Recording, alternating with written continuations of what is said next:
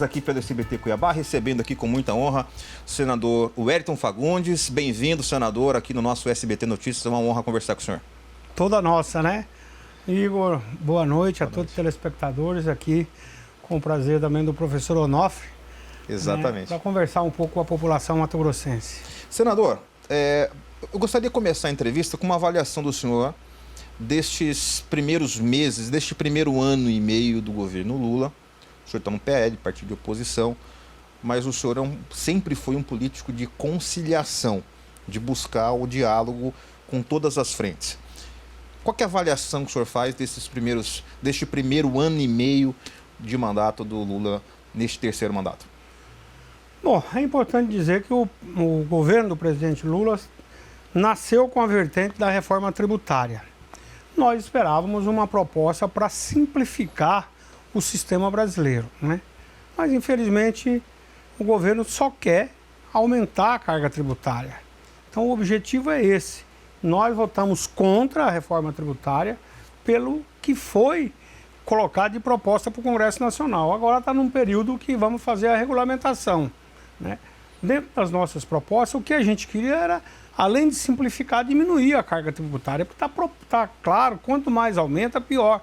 Nós tivemos aqui a desoneração da folha.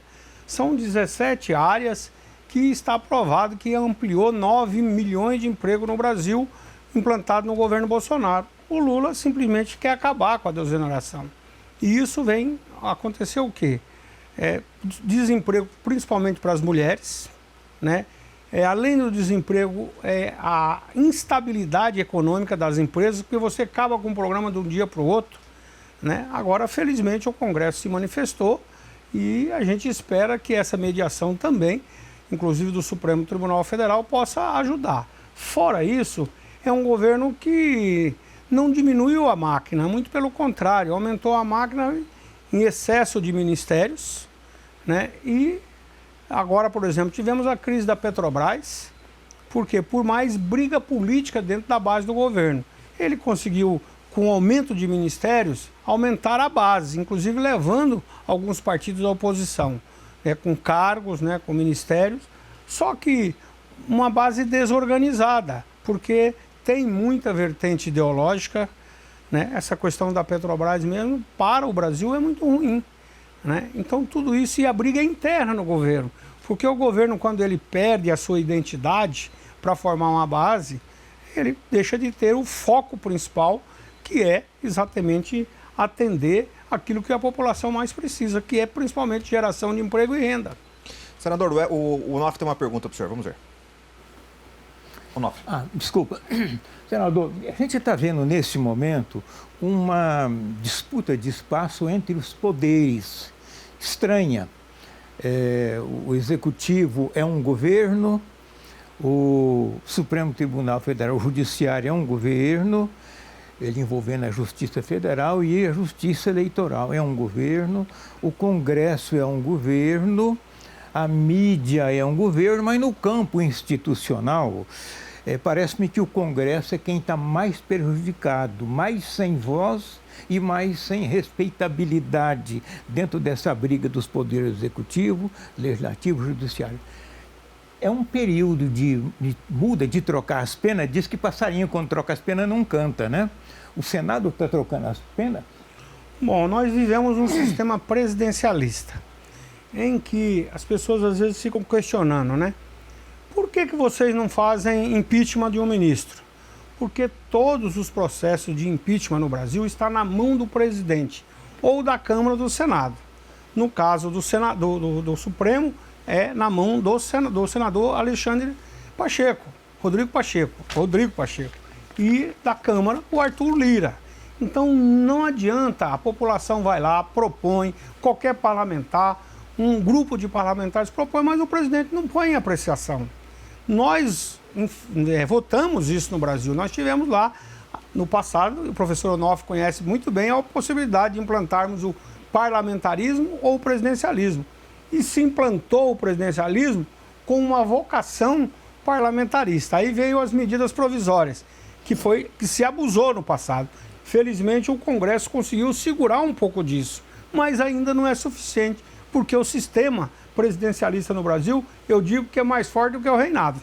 O presidente tem a sua força maior do presidente da República do que do Congresso, porque ele vai lá para formar a sua base, promete, como foi o caso aqui, nós acabamos de dizer, aumentar muitos ministérios, criar mais ministérios, criar mais cargos, para atender a formação de uma base que, infelizmente, até para o Brasil não é bom isso, porque o governo tem uma base que não tem consistência, porque está ficando aquele governo de negociação o tempo todo, mas que quer atender também questões ideológicas, como, por exemplo, a questão da força da França, por exemplo, de vir aqui impor no Brasil uma questão ambiental, que eles lá são um mau exemplo. Então, essa questão do direito da propriedade, isso está lá na nossa Constituição, como é que você vai ofender isso? E aí vai incentivando, ao meu ver, inclusive a desorganização na questão ideológica. Queremos aqui comparar o Brasil com a Venezuela, trazer espaço para essa discussão no Brasil, é prejudicar o Brasil. Então eu acredito que nós estamos num momento dessa questão ambiental, ela é muito importante, mas nós temos que saber discutir ela para a gente não ficar subjugado. O senhor acha que o governo perdeu o rumo ou nunca teve um rumo? O governo prometeu demais, o governo prometeu picanha para o povo, né? E cadê a picanha? O governo prometeu salários, e cadê os salários que ele está fazendo? Então, não tem justiça, não tem equilíbrio no governo naquilo que quer. Por exemplo, o governo discutir que o Banco Central é responsável. Olha, vai mudar daqui a pouco o presidente do Banco Central. Você acha que o presidente do Banco Central tem o poder sozinho? Não, é um colegiado. Então está provado que o nosso presidente do Banco Central com autonomia, né, Roberto Campos Neto, que é da política liberal, sim, mas é um homem que está preocupado de não voltar a inflação, porque se voltar a inflação vai ser muito pior para o pequeno, porque o assalariado, com a inflação alta, ele não tem como sonegar e já vem descontado do seu salário no final do mês, ou seja, já é corroído durante o mês. Então o poder de ganho para o assalariado, para o pequeno, para o pobre, na inflação é o pior malefício que pode acontecer. Senador, a gente está percebendo o governo... Olha, e nós tivemos pandemia, né, no governo do Bolsonaro. Pois é, teve pandemia. O senhor está citando aí, a gente acompanha pela imprensa nacional, essa saga, essa sanha que o governo tem de aumentar tributos no Brasil. O mais recente foi a volta do DPVAT, o senhor votou contrário. Qual que é a avaliação que o senhor faz do retorno desse imposto? E eu tenho a impressão que o governo não vai parar por aí, que para poder fechar a conta do rombo que tem nas contas públicas e daquilo que o governo pretende gastar, vai precisar arrecadar mais. O senhor também tem essa sensação? Total. E eu votei contra o DPVAT, que agora mudou o nome, SDPVAT. Só um S ali para... sigla. Mas além de trazer mais esse imposto obrigatório nas costas do pequeno, fala assim, mas o pequeno vai pagar R$60. Ué, é obrigado, né? E outra coisa, nós propusemos, então, já que vocês conseguiram a maioria, por causa de um voto, vocês conseguiram aprovar, vamos deixar livre, paga quem quer, não, mas é obrigatório. Obrigatório é imposto. O que é o nome? Imposto? É porque é imposto. Então vem dizer agora que é contribuição obrigatória? Não é. Então é mais carga tributária. E aí a população tem que perceber. Junto com isso, o governo botou um penduricalho lá, que é o tal do jabuti. É 15 bilhões a mais para o governo gastar livre. Ou seja, a gastança sem controle. Então, é isso que está se apresentando. Senador, falando em gastança, como é que o senhor enxerga as contas públicas já no fim deste ano e para o ano de 2025 e 2026? Tem um abismo à frente ou é uma impressão minha? Olha, eu acho que mais uma vez o Brasil está perdendo a oportunidade, né? O mundo queria fazer investimento no Brasil, mas infelizmente a falta de segurança jurídica e principalmente essa instabilidade que o governo provoca dentro do próprio governo, quer dizer, brigar com o Banco Central ao invés de, olha, vamos definir a política. O que nós queremos para a política econômica? Isso traria estabilidade. E não é o que está acontecendo. Então, houve um congelamento de investimentos no Brasil. E além também agora, nesse momento, estamos vivendo um problema que é do Rio Grande do Sul. né, nós também tivemos problemas climáticos, né? A pandemia, você veja bem, o governo Bolsonaro, ele teve, com todas as dificuldades mundiais, né? Aí falar, o Bolsonaro foi o negacionista da vacina, foi o país que mais comprou vacina no mundo, né? Olha, a maior distribuição de renda, a maior distribuição de recursos para estados e municípios se deu no governo Bolsonaro. E olha, encontrou-se o recurso sem gerar inflação. E agora está aí o governo fazendo uma intervenção praticamente no Rio Grande do Sul, nomeando o Pimenta, né, através de uma medida provisória, confrontando com o governo que está estabilizado, o que está lá instalado, eleito. Aquilo é uma intervenção? É uma intervenção, ao nosso ver é.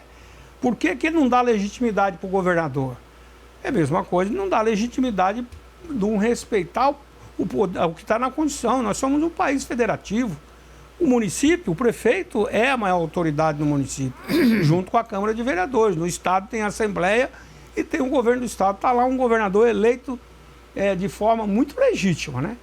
Agora, infelizmente, o governador também estava indo muito bem e foi querer elogiar o Lula para ganhar alguma coisa e criticar o governo passado. Então, essas vertentes políticas acabam atrapalhando num momento tão sério que os nossos irmãos do Rio Grande do Sul estão lá vivendo. Aí o governador também deu uma mudada de posição, né, ali. E isso por quê? Por pressão do Lula, do governo federal, que já queria nomear praticamente um interventor. E foi o que aconteceu. E isso não é respeitar a democracia, ao meu ver. Senador, um outro assunto importante da pauta nacional é o relacionamento do Supremo Tribunal Federal com o Congresso, com os outros poderes constituídos. Mais recentemente, nós já tivemos períodos que esse relacionamento ficou bem dificultoso. O senhor tem um bom relacionamento com alguns ministros. A imprensa sempre mostra o senhor tentando ali apagar alguns incêndios. E de um tempo para cá a gente vê que o Supremo começa a botar o pé no freio, começa a diminuir, principalmente com a direita, com os bolsonaristas, em alguns casos, pensar um pouco mais antes das decisões. Como é que está esse ambiente ainda com relação ao Supremo Tribunal Federal? Muito difícil ainda, porque o Supremo Tribunal Federal é uma corte que se politizou demais, né? Está muito claro, a partir do momento que foi as sessões transmitidas ao vivo, muitos ministros também querem buscar o estrelismo, né? E isso dificulta. Um órgão que deveria ser apenas julgador, ele está também substituindo o Legislativo. Mas tem falha do Legislativo? Tem, porque nós temos um presidente, Rodrigo, que ficou muito, digamos, submisso também ao próprio Supremo Tribunal Federal. Então, isso fez com que o Supremo pudesse avançar muito, mas agora está se percebendo, porque queriam também, por exemplo... Eles estão percebendo? Eles estão percebendo, muito claro, tanto é que esses últimos 60 dias já mudou bastante. Por exemplo, eles estavam programando lá a cassação do SEIF, de um senador SEIF que foi eleito legitimamente com uma frente muito grande. Então, é inquestionável a eleição do senador SEIF. Então, estava programado que eles já queriam caçar também o Moro. O Moro tem mais ou menos situações jurídicas, é uma coisa. O SEIF não tem. O SEIF não tem nada que possa provar. E eu acho que o Moro também foi eleito legitimamente. Então, essas situações, e que fica esperando a mudança para dar mais um tempo... Eles estão revendo isso? Estão revendo. Inclusive, vai mudar agora a presidente do Tribunal Superior Eleitoral, né? E com todas essas tendências, eles estão percebendo que tensionar demais também não é bom. Então, o Supremo ele foi, ao meu ver, até no seu limite. E o próprio Rodrigo Pacheco, que é o presidente do Senado, ele também entendeu que não pode ficar de cabeça baixa o tempo todo. O senhor falou agora há pouco que nós também já passamos por problemas ambientais, climáticos. O senhor fez um pedido de uma audiência pública para tratar do nosso Pantanal. Nós tivemos aqui em solo mato-grossense um dos maiores crimes ambientais, se não o maior crime ambiental, maior multa aplicada. O governador Mauro Mendes fez cobranças à legislação federal, o senhor fez esse pedido. Como é que está essa situação? Como é que o senhor está atuando em defesa do Pantanal lá em Brasília? Olha, eu sou presidente da Subcomissão do Meio Ambiente, uma subcomissão específica para o Pantanal. Porque nós tivemos há 3 anos atrás um problema sério das queimadas aqui e naquela época eu fui presidente de uma comissão externa. fizemos várias audiências, trazendo aqui ministros, discutindo, e aí resultou nisso, dessa comissão especial, a proposta do Estatuto do Pantanal. Esse Estatuto do Pantanal está lá, em discussão, o relator é o senador Jaime, e espero que a gente possa votar isso dentro desses 15 dias, porque é terminativo. Vai para o plenário da Câmara. Só que o Paulo Paim já pediu para que isso vá para a comissão social. Isso pode demorar mais um pouco. O que existe na nossa situação é a falta de uma legislação. E já existe lá uma proposição, através da Procuradoria-Geral da República, na época o Marco Aurélio de Mello, com o voto seguinte: enquanto não tiver uma legislação, que o Pantanal seja regrado pela Mata Atlântica. A Mata Atlântica é para ser intocável, o Pantanal não. Se você não tiver a convivência harmônica da pecuária, a macega vai aumentando muito a cada ano e aí a queimada é muito maior. Mas agora, pior para esse ano, está previsto uma seca que já está tendo queimada no Pantanal. Então, por isso nós já tivemos uma reunião aqui no gabinete do governador, a criação de um comitê de crise, e as medidas têm que ser tomadas. Por exemplo, eu coloquei emendas no orçamento para furar poços, para implantação de equipamentos. Agora, por exemplo, o primeiro hospital veterinário que já está começando a construção aqui para fazer a triagem dos animais. E aí também colocamos recursos exatamente para que o pequeno produtor tenha recursos subsidiados. Então agora, mais do que nunca, tem que criar um programa. Eu já tive no IBAMA a 15 dias atrás. Foi anunciado o BID Pantanal, que isso teria que se fazer. Infelizmente, o professor Onofre conhece bem, abandonar o BID Pantanal eu acho que foi um erro, entendeu? Porque ficamos sem política. E aqui na Baixada Cuiabana, nós temos as cidades com maior dificuldade econômica, o maior problema, menor IDH está aqui nas cidades da Baixada Cuiabana. Então é o esgoto, é o lixo que vai tudo para o Pantanal. Então esse crime ambiental tem que ser punido, tem que ser olhado muito bem, mas o grande problema está na falta de legislação, do que pode e o que não pode. Mato Grosso do Sul tem uma legislação. Agora a Assembleia fez uma lei, né? Foi aprovada a lei, mas foi questionada pelo Ministério Público. Então hoje nós continuamos no limbo. Não tem uma lei para o Pantanal. O que pode e o que não pode. E isso está me trazendo uma preocupação muito grande, porque está aí a catástrofe lá do Rio Grande do Sul vai acontecer com o nosso Pantanal. Você está falando em enchente ou queimada? Queimadas. A seca com as queimadas, né? E aí, isso aí é importante a gente falar, porque além da fauna, da flora, nós temos a questão também da população. Aqui no entorno, Cuiabá é Pantanal. As cidades todas aqui vão ter problemas com a fumaça, problemas pulmonares, problema de saúde. Então, também lá no Pantanal nós temos os indígenas, os quilombolas, os ribeirinhos. 93% do território pantaneiro está na mão da iniciativa privada, cuidando de um patrimônio brasileiro, um patrimônio da humanidade. Então, hoje, ter terra no Pantanal é um problema. Senadora, a semana passada eu fui ao velório de uma vizinha, pantaneira de família tradicional, pecuarista, e lá eu encontrei os líderes pecuaristas pantaneiros. Um clima de velório deles também. E é verdade, porque o Pantanal, principalmente Mato Grossense, o Pantanal do Mato Grosso do Sul é 2/3, nós temos 1/3 só aqui. Para o Mato Grosso do Sul, o Pantanal, a economia do estado, ele é mais importante que o nosso. Então o que aconteceu aqui? Largou-se o Pantanal, sem lei, abandonado, e foi cuidar do Cerrado. A economia do Mato Grosso hoje é uma economia muito forte, mas o prejuízo ambiental, porque o Pantanal é uma depressão, uma área nova. Tudo que acontece aqui nas cabeceiras vai para o Pantanal. O lixo, o esgoto também, a questão dos herbicidas, dos problemas todos, né? Vai para lá. Se você não tem uma contenção e não tem uma política para isso, está enriquecendo aqui e empobrecendo. Porque um pantaneiro, há 30 anos atrás, era tudo rico, né? Porque você se lembra, o grande produtor do charque, enfim, tem toda uma tradição. Hoje, um pantaneiro lá que tem 1000 vacas está empobrecendo todo ano. Só para lembrar, senador, aproveitando a sua deixa, na década de 80, tanto no Mato Grosso do Sul quanto aqui no nosso Mato Grosso, grande parte da política vinha e a força econômica vinha do Pantanal. hoje vem do cerrado do agronegócio. É inversão da economia e inversão do poder político. Aí o Pantanal fica abandonado sem poder político e sem voz. E o Pantanal mato-grossense. Sim. Né? No Mato Grosso do Sul a situação é bem melhor.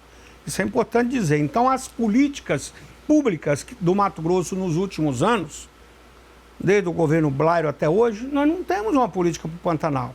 Agora o governador Mauro está tentando fazer alguns investimentos, né? Porque também as multas, enfim, tudo mais, os recursos do Estado melhoraram bastante, mas está muito tardio. E a minha preocupação é para agora, nesse momento que nós vamos fazer. Agora, realmente, o Pantanal mato-grossense foi abandonado, né? E o pantaneiro está sofrendo essas consequências. Por exemplo, tivemos áreas ali que foram transformadas em parque e cada bioma tem que ter a sua condição específica. Se você pega uma área de 100 mil hectares, tira o gado todo de lá, e aí cresce muita vegetação, o perigo é muito maior. Então, tem que fazer um trabalho de ciência, tecnologia com as universidades. E esse trabalho aqui eu quero lembrar com o presidente Neurilano, nós fizemos junto da AMM com as universidades exatamente para poder ajudar isso. Eu trouxe agora, nós implantamos o INPP, Instituto Nacional de Pesquisa do Pantanal, no finalzinho do governo Bolsonaro. O ministro Marcos Pontes, que hoje é senador da República, né, o mais votado do Brasil, esteve aqui. E estamos trabalhando agora, criamos uma entidade com todas as nossas universidades. UNEMAT, Universidade Federal de Mato Grosso e Universidade Federal de Rondonópolis e o Instituto Federal de Educação Tecnológica. Ou seja, as instituições de ensino superior que estão acopladas com a pesquisa junto com o INPP para ver se a gente consegue fazer ações que realmente possa ajudar o povo pantaneiro. Senador, com relação à transição energética, qual que é a sua opinião sobre o tema? Nós vamos ter um seminário tratando desse tema. Como é que o senhor enxerga a discussão desse tema importante para a população brasileira? Olha, hoje a energia é algo de uma preocupação mundial muito grande. Felizmente, o Brasil, nós temos a maior parte da nossa energia que são energias renováveis, ou seja, hidrelétrica. Tivemos agora o avanço muito grande da produção de etanol, que é muito bom, porque você está ali produzindo milho e produzindo o DGV, está fazendo comida também para os animais, para gerar proteína, e a energia solar. Então, esse evento começa amanhã. Estou aqui até com o Tiago, que é o presidente da Unienergia, né?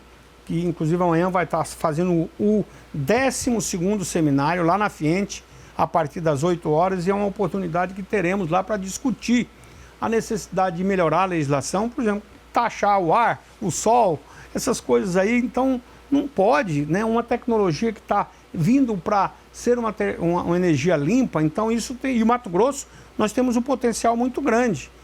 Pena que o Brasil não conseguiu competir com a China na produção dos componentes, né?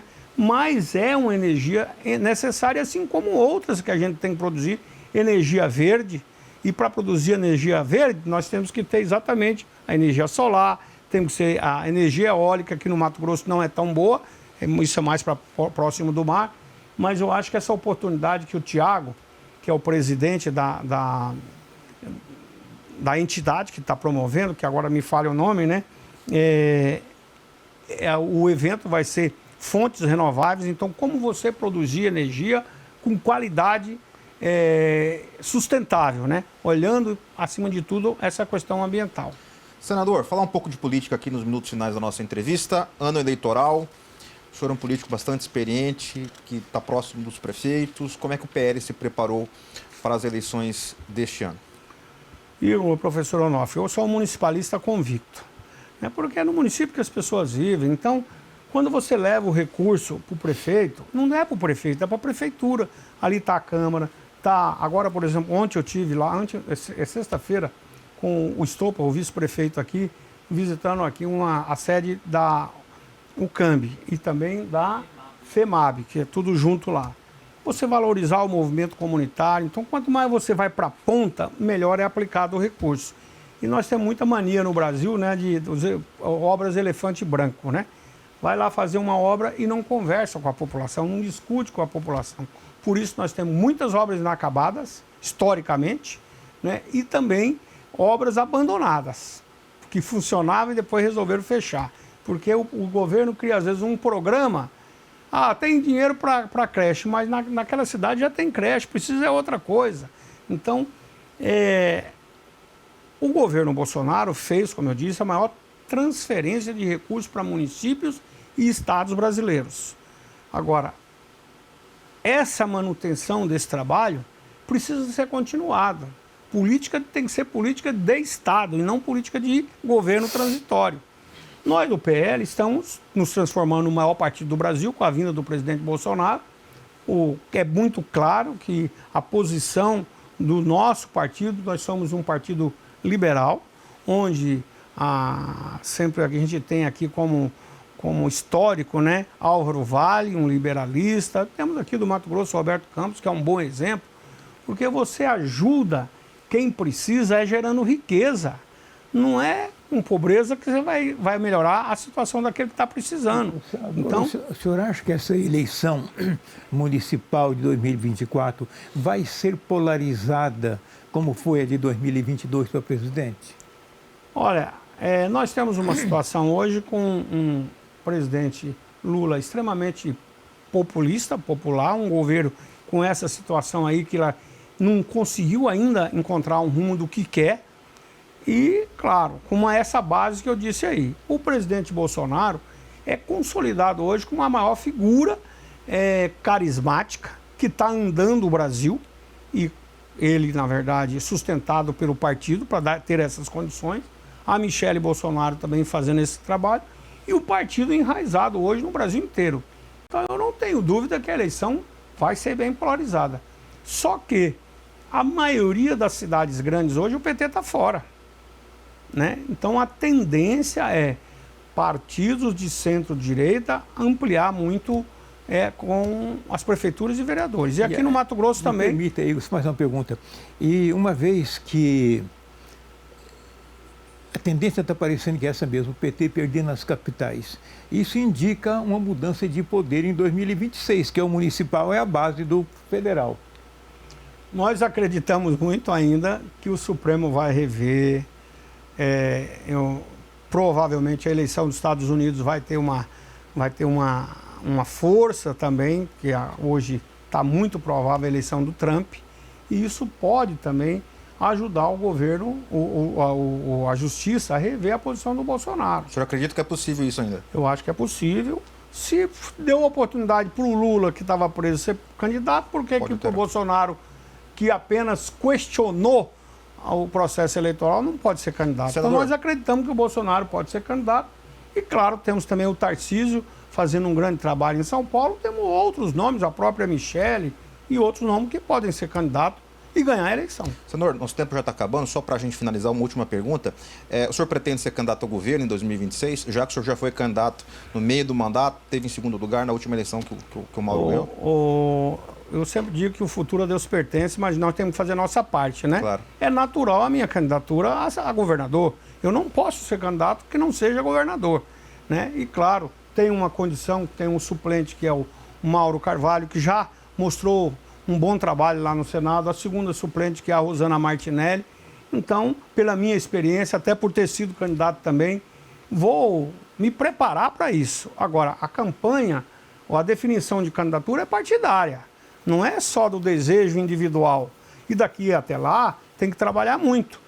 Vamos passar as eleições municipais e eu vou continuar na minha vertente, trabalhando. Que a marca do Wellington é esse. Estar nas bases, trabalhar, respeitar inclusive o adversário, porque as pessoas às vezes falam assim, mas o Wellington, você tem que ser mais polêmico, você tem que brigar mais. E eu penso que mais do que nunca, nesse momento de muita dificuldade mundial, em Mato Grosso também nós estamos começando a sofrer as consequências. Senador, o Mauro está fazendo um bom trabalho, mas a gente precisa daqui para frente também buscar humanizar mais o Estado. Ele tinha que fazer isso mesmo, fazer toda a questão do ajuste fiscal, obras é importante, e eu acho que o próximo governo do pós-Mauro também terá que ter essa vertente social.